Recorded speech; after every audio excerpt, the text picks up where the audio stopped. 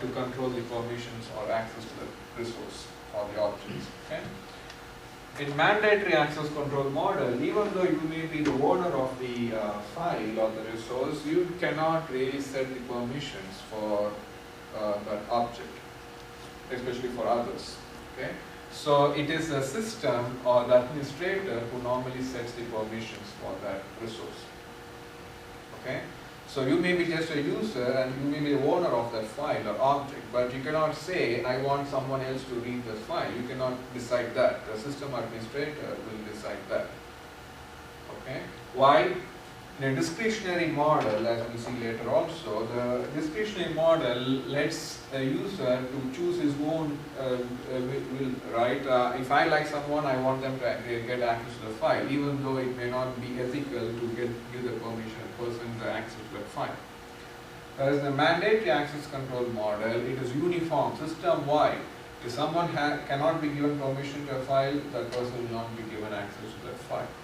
Okay, so no matter you are the owner of the object or whatever that file, you cannot give the permission to that user. Okay? Now, dynamic access control model is somewhat different from the previous two in the sense that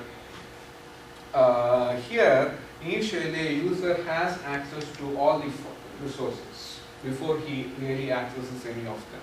So think about like at the time of login. Once you log in, right, you have access to all the resources out there.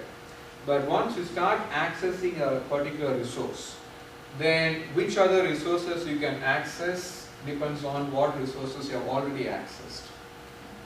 Okay, so that's why it's called dynamic access control. So for a particular login session, so if you have if there are, say, we'll see all the details later, but let's say there are 6 resources like this, and there may be a policy that if you access object A, you cannot access object B.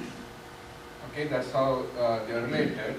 There's a conflict of interest, that's what we'll say. So at the time of login, you can access any of the 6.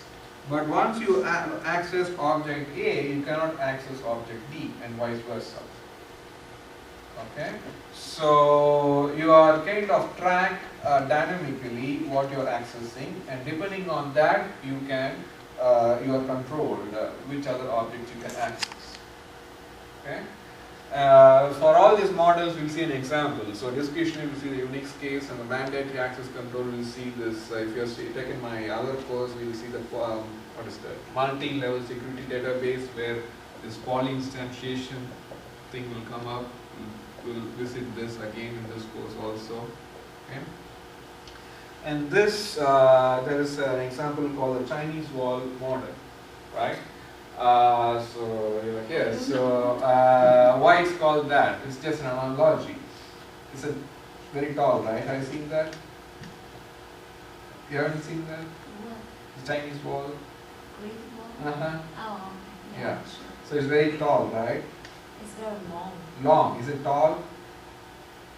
So Reasonably. Okay. I think the name came because it was tall. The reason is, as long as you are on the top, you're not on either side of the wall, you're on the top of the wall, right? You can jump this way or that way. Makes sense, right? Not only Chinese wall, any wall. Or as long as you're on the top of the wall, you can jump either way, this way or that way. But once you jump one side, it's very difficult to jump to the other side. That's why I asked, is it very tall to climb and jump to the other side?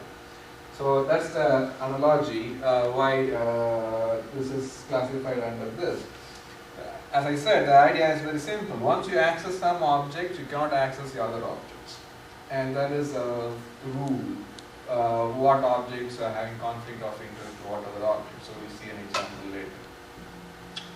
The role-based model is kind of the most scalable. Scalable means what? Can be applied to a large number of users. And this is what is used mainly in database applications if we have more users. Okay? Because all these things are really very user-specific. Okay, so this particular user can access this object, and this user can access this object, and so on. Whereas this is based on the role, which means you may have 1,000 users or 1 million users, but you could classify all those users to different roles. Like for example, all of you are under one role, what is that, students. And all of us are under one role, faculty. And all administrators could be classified as administrators, right?